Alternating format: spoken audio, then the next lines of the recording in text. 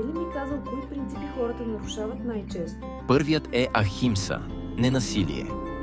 Въпреки че ахимса обикновено се свързва с липсата на физическо насилие, този принцип обхваща и по-фини форми, като мисловно и емоционално насилие.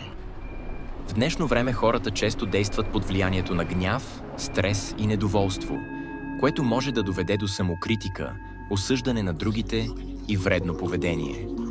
Социалните медии и натискът за постижения също допринасят за нарушаването на ахимса.